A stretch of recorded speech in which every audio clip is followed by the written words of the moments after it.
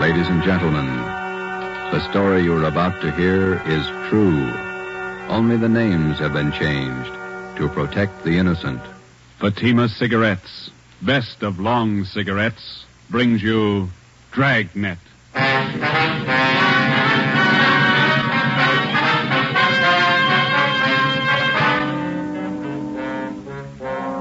You're a detective sergeant. You're assigned to Juvenile Bureau. A rash of crimes has broken out in your city. Suspicion points to an organized gang of juveniles. Your job, stop them.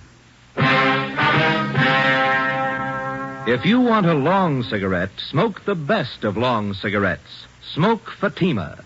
It's the long cigarette that contains an essential ingredient of all the very popular cigarettes, Turkish tobacco. That's why you see the Turkish symbols on the attractive gold and yellow Fatima package. That's why Fatima has a much different, much better flavor and aroma than any other long cigarette. That's why Fatima doubles and redoubles its smokers. Yes, if you want a long cigarette, smoke the best of long cigarettes. Smoke Fatima. Dragnet, the documented drama of an actual crime. For the next 30 minutes, in cooperation with the Los Angeles Police Department, you will travel step by step on the side of the law through an actual case from official police files. From beginning to end, from crime to punishment, Dragnet is the story of your police force in action. It was Sunday, March 27th. It was windy in Los Angeles. We were working a night watch out of Georgia Street Juvenile Bureau. My partner's Ben Romero. The boss is Ed Backstrand, chief of detectives. My name's Friday. I was on the way up from the Juvenile Bureau, and it was 11:25 p.m. when I got to the receiving hospital, room 5, the treatment room. Everything happens on Sunday nights, huh, Joe? Yeah. How's the kid making out, Doc? The one arm is cut up badly. Nothing fatal, though. How'd it happen? That's what I'd like to find out. Can I talk to him? If you want, don't press him, though. He's had a bad shock. All right.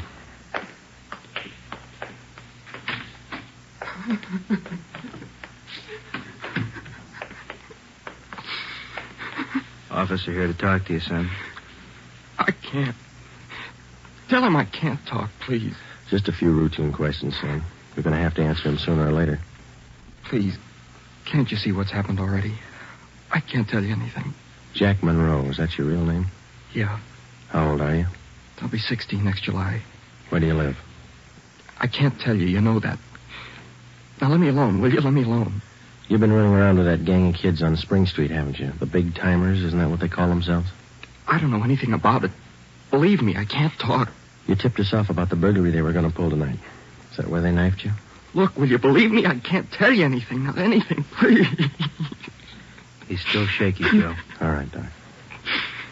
Well, Jack, we'll talk about it later when you feel better. You see what they've done to me already? They said next time they'd kill me.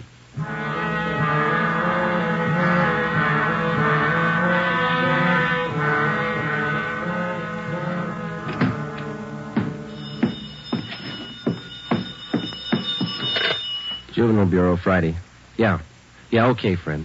Goodbye. How'd you make out, Joe? Not very good, Ben. Captain Bowling come in yet? You checked in while you were gone. Wants to see us. Okay. The kid tell you who knifed him? No, I scared him good. He wouldn't tell me a thing. You get a line on the boy's parents, Friday? I got a hold of his father. He's on his way in. How's the boy? Bad knife wounds. Nothing fatal. You know the boy? Not till this afternoon, Captain. He tipped us off about a burglary a gang of young kids were supposed to pull tonight. Did it go through? No, but 2 hours ago, this Monroe kid was found in a vacant lot down on Olympic, cut up pretty bad. The gang must have pegged him. How long is it going to take you to break that up? Well, we're just starting to get a line on him, Bob. Must be nearly 100 in that gang. And every one of them working hard. Take a look at the pin map over here. This spot here, look at it. All the jobs pulled during the last month, huh? The last 5 weeks, up to date. Red tabs for burglary, must be more than 100. The robberies, green pens, count them, at least 50. There's 5 more orange ones I added for the weekend, auto thefts. You bet those kids are working hard. We got a lead on them. That's more than we had last week. You have to push it harder. Here's the big reason. This line of pins, brown and black. Purse snatchings. Purse snatching and rape, 26 of them in the past 5 weeks. They're pretty well concentrated in one area here. That's right. Now, what's the lead you're working on? Right there on the pin map, Captain. Huh? Well, these 2 blocks here, Bob, where Franco Alley intersects Spring Street. Well, what about it? Well, it's the only clear area for a dozen blocks around. There's not a colored pin on it, you see? Yeah. Now, all the rest of the pins, the robberies, burglaries, attacks, they all seem to branch out from this same spot right here in definite patterns. Franco Alley and Spring Street. You figure that's the focal point for the gang? Well, it's got all the marks. For instance? Oh, we've been checking that neighborhood for a week. We got it narrowed down to one place. Right on the corner of Franco and Spring. What is it? It's a soda fountain. Pretty typical. Only it stays open all night, and it gets a pretty good play from kids. A regular hangout, Captain. Pretty tough youngsters. None of them over 18. Who runs the place? Guy named Eddie Ramsey, small-time con man. Had a run-in with him when we worked bunco detail. I remember the name. Smart mouth. Tried to give us trouble when we talked to some kids in there last night. He's got a place set up for him in the back of the store, kind of a club room. He sounds like a good lead. What are you doing about it? Well, just a minute. Captain Bowling. Yeah? Who? Yeah, we'll be right down.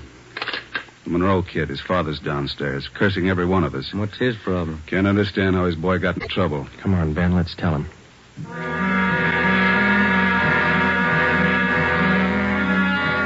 What kind of a city do we have when we can't allow our children out on the street without being stabbed or shot? What's our great police force doing when this is going on? I'd like an answer if you got one. I demand an answer. We got an answer for you, Mr. Monroe. Will you sit down? My boy's lying in there in that hospital bed, cut to pieces. What did you do to prevent it? Tell me. You tell us, Mr. Monroe, what'd you do to prevent it? I'm no cop. That's your job. I pay my taxes and I help pay your salary. We look out for your kids, but we don't raise them. That's What are you your talking job. about? Just a minute, Mr. Monroe. Answer me this. How old is your son, Jack? He's 16, I think. Why? You know what he does with his spare time? Where he spends his nights? Of course I do. He's at home. Some nights he goes to the library. Then you don't know much about your son, Mr. Monroe. For the past month, 4 nights out of 5, he's been hanging around with a gang down at a soda fountain on Spring Street. He's down there as late as 2 a.m. He says he goes to the library. How do I know? I'm a busy man. Did you know that your son is mixed up with that gang? He's not mixed up with a A gang. bunch of small-time thieves, but they're growing. They started with purse snatching, breaking in parked cars, burglarizing candy stores. You don't know what you're talking Wait a about. minute, please. Then they took up robbery, stealing cars, beating up girls, women, attacking them. You're crazy. Jack's not that kind. He's part of that gang, and right now we hold all of them responsible. My boy wouldn't do anything like that. He's a member of that gang, he told us. They're the ones that knifed him tonight. That's a lie. Jack's not mixed up with anything like that. You believe anything you want, Mr. Monroe. We're going to protect your boy as much as we can, but don't expect us to raise him for you. Now, you better take a free piece of advice. You keep your advice. Jack's not in this. You can't prove he is. We're not out to prove anything right now. But you catch up with that boy of yours. Keep him off the streets before it's too late. Are you threatening me? No, sir, advising you. Next time we might meet at the morgue.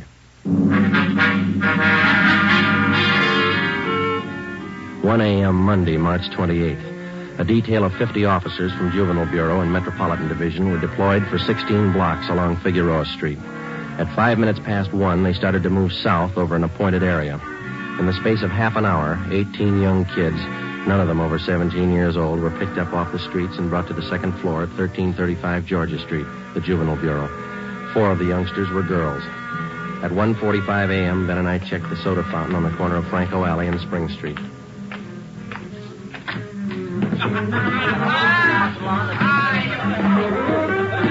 Same bunch, Joe. Business as usual. Yeah, come on. Hey, Teddy, the Bulls. They're back again. Same guys. Go back and tell Eddie. Hey, look, why do you guys have to keep tracking us, huh? You'd think we were crooks or something. You were here the last time we checked in, Teddy. You ever go home? Sure, when I'm tired. I ain't tired. What's the matter? That's your money on the table there? Sure, it's my money. You want to borrow a buck? $28. That's a lot of money for a boy your age. You keep pretty late hours, son. You have to go to school in the morning? Maybe. I can sit here, can't I? It's free country. I'm drinking coffee. You gonna make me on that?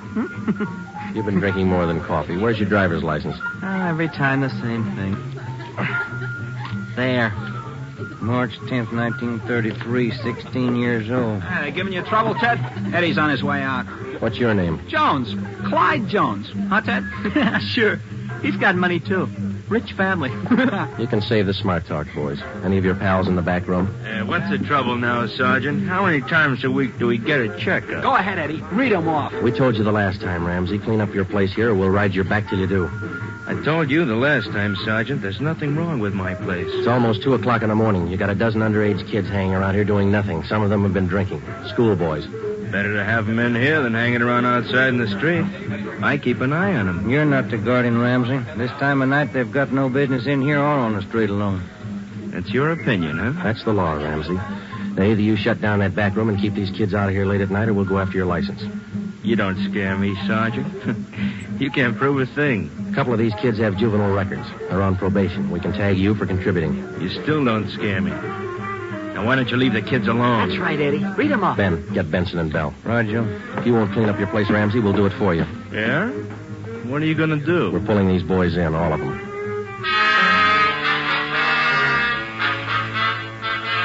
"2:25 a.m. Monday, March 28th. The Dragnet operation had netted 30 juveniles, 26 boys, 4 girls.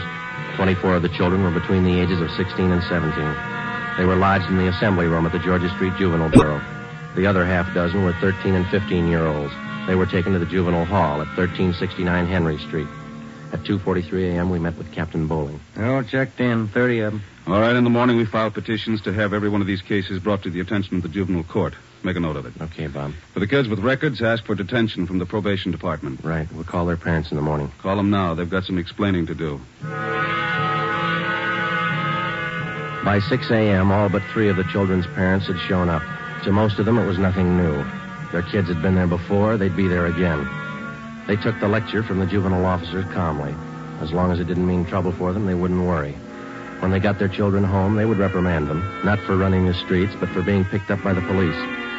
Ben and I had seen the cycle of the young criminals start before, 100 times over. It had a lot of different endings, most of them sour. During the next week that followed, we booked an average of a dozen juvenile delinquents every night.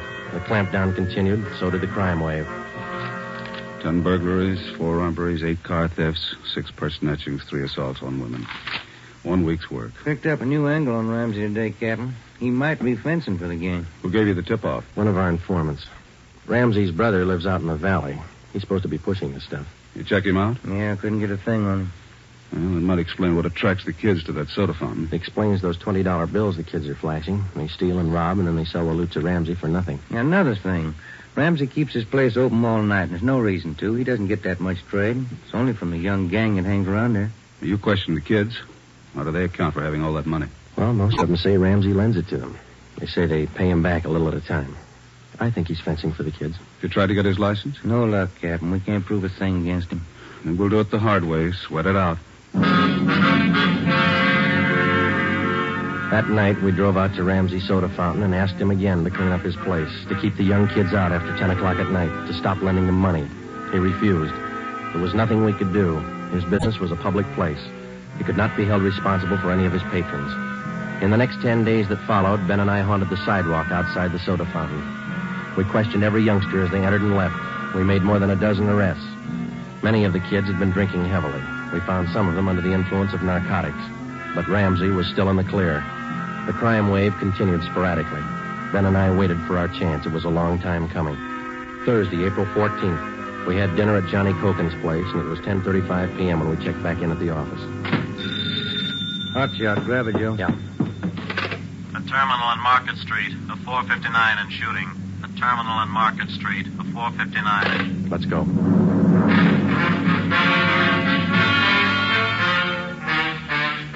He was approximately 5 feet 4 inches tall, 125 pounds, brown hair, brown eyes, slight build, fair complexion.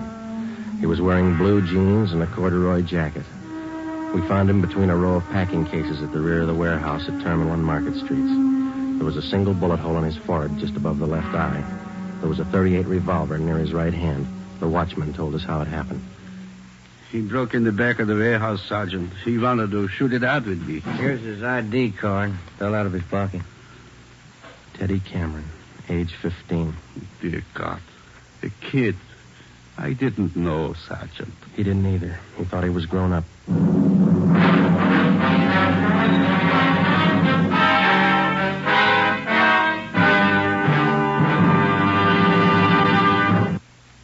You are listening to Dragnet for the solution to an actual case from official police files.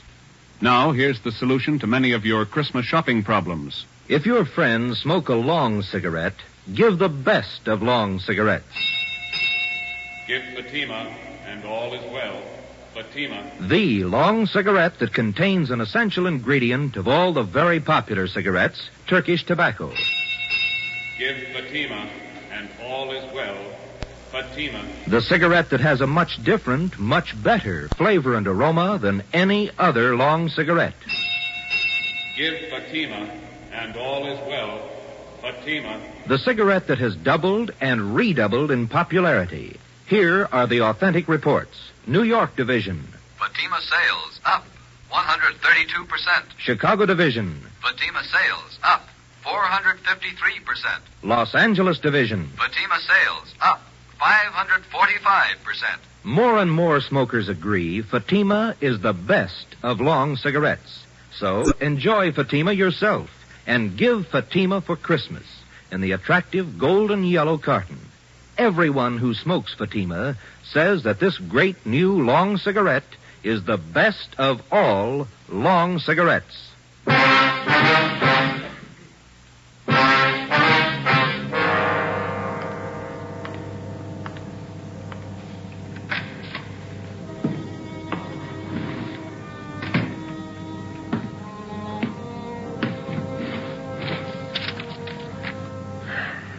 Los Angeles Police Department, Form 311, dead body report. Type, gunshot. DR number 437695. Victim, Theodore Cameron. Residence address, 960 Charter Street. Date and time of death, Thursday, April 14th, 10:35 p.m. Place, Terminal and Market Streets, South State Warehouse. Cause of death, gunshot. Motive or reason, attempted burglary. Time discovered, 10:40 p.m. Removed to County Morgue. Discovered by Carl Hyba, night watchman. Identified by Barbara Cameron, sister.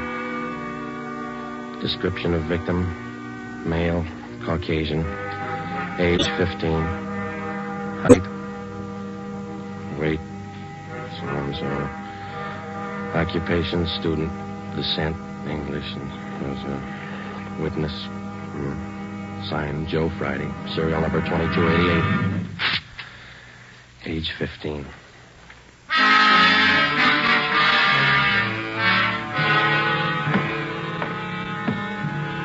Ready, Joe? The Cameron boy's sister. She's waiting in the next room. Yeah, let's go. She taking it hard? Yeah.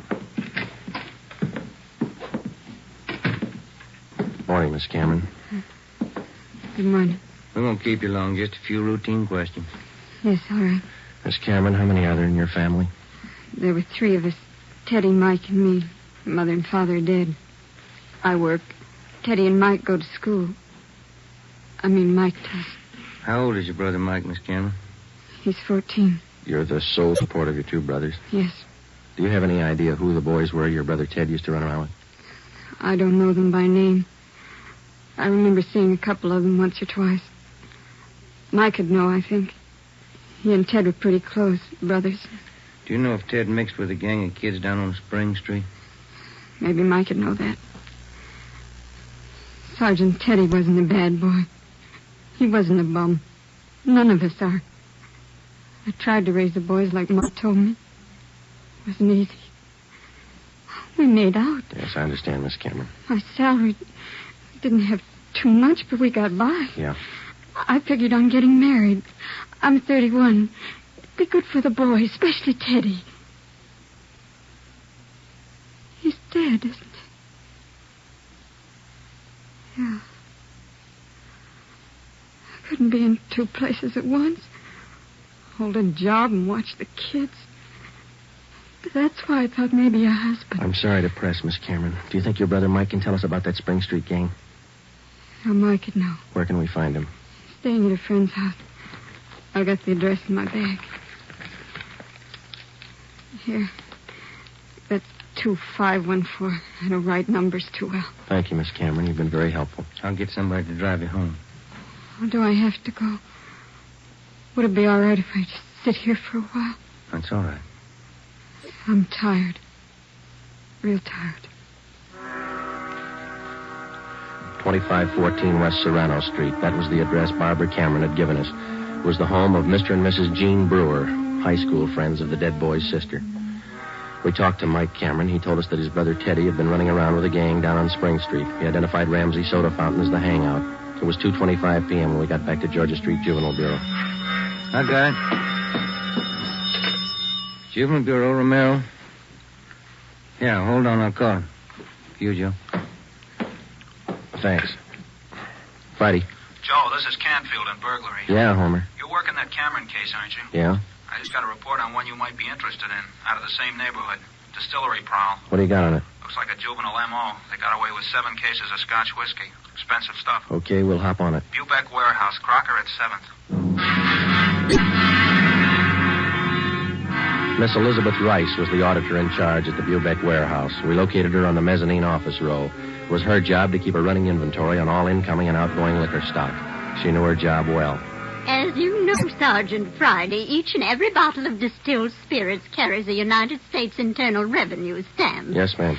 Each stamp carries a serial number together with the name of the firm to whom the stamps are issued. Well, Miss Rice, in the stuff that's missing, the stamp on each bottle carries the case number. Is that right? That's right. Now, what did I tell you? Oh, yes, I have it right here. 7 cases of high-grade blended Scotch whiskey. Now, I have a bottle identical to those in the missing cases. Yes, I see. Now, if you'll just look here. Yes, ma'am.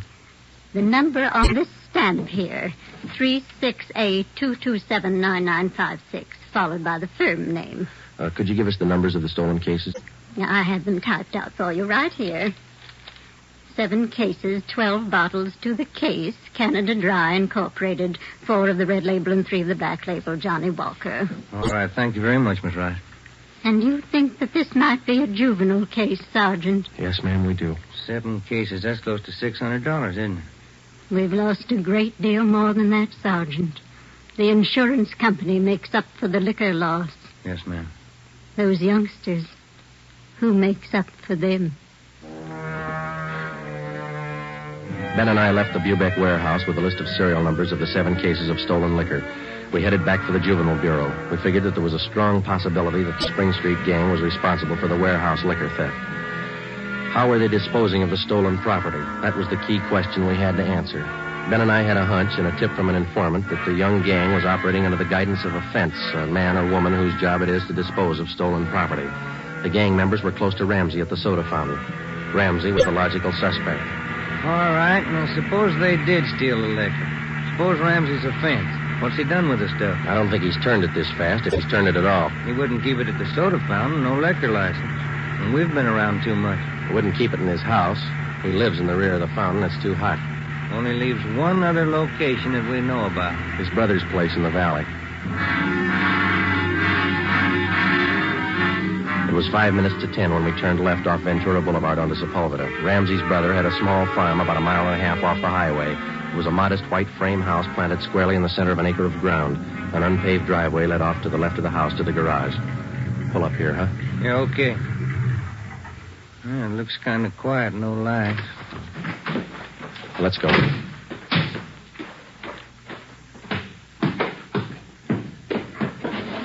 Mud sticks to everything. Now, where's the doorbell? Oh, here it is. You got your flashlight? Yeah, what? Here's a note somebody left. Oh, it's on the bum again.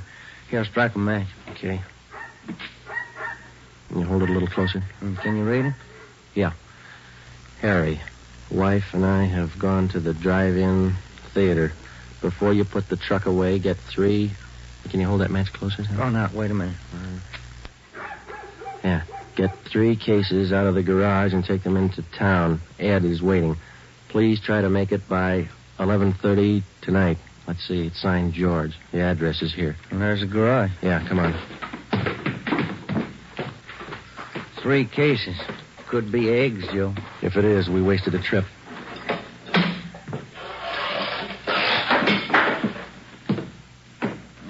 I'm out of matches, Joe. All right, here, use mine. What was that? Checking. Come on. See anything? No. There goes the light. Just a minute, I'll strike another one. You can save your matches. We found it. We found 5 cases of Scotch whiskey on the floor of the garage. We checked the serial numbers against the warehouse list. They matched. We went back to the car and called communications. We had an immediate stakeout placed on George Ramsey's place, and then we headed back for the city. It was 11:20 p.m. when we got to the address we found on the note. Oh, it's about time, Harry. Hello, Ramsey. We can do without the music. What's your problem this time? Hey, you're almost out of Scotch, Ramsey. Serial numbers check out, Joe. Sorry I can't offer you a drink. We're too old to drink here, aren't we, Ramsey? Where's your phone? You want to invite somebody? You can see we're out of booze. You got a phone? In the hall. Ben, call the office. Yeah. All right, what's it all about? We've been out to your brother's place. What happened to the other 2 cases? You drink them here? I gave it to the kids. What are you looking at me like that for, Sergeant? Anything wrong, Eddie? Party's over, kid.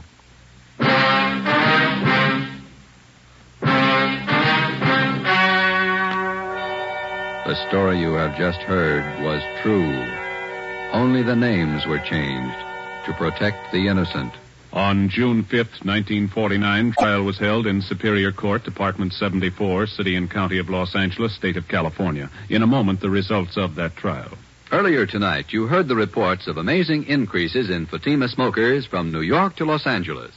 Yes, all over the country, Fatima is doubling and redoubling its sales. And here's reason 1. Fatima is the long cigarette that contains an essential ingredient of all the very popular cigarettes, Turkish tobacco. Reason 2. Fatima has a much different, much better flavor and aroma than any other long cigarette. Reason 3. To millions of smokers, the name Fatima has always stood for the best in cigarette quality. Smoke Fatima, the best of all long cigarettes.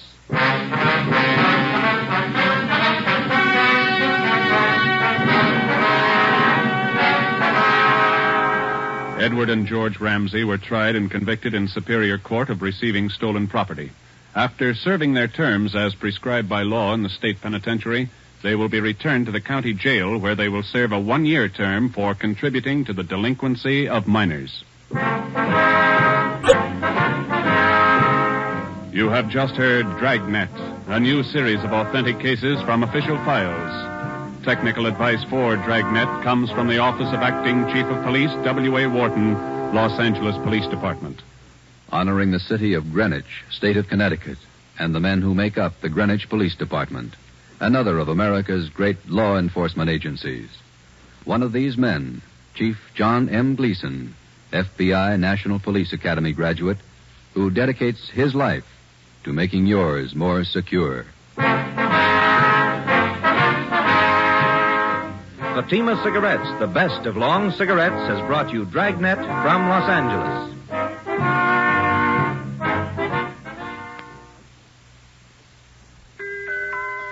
This Christmas, give the gift that makes every pipe smoker happy. A Christmas humidor of mellow Granger. Granger is made just for pipes by the tried and true Wellman method. Rough cut to smoke mild and cool, and humidor packed to stay ever fresh. Yes, make this Christmas a Merry Christmas for all the pipe smokers on your list. Give them each a Christmas humidor of mellow Granger. Listen to Dragnet next week and be sure to hear Morton Downey tonight on NBC.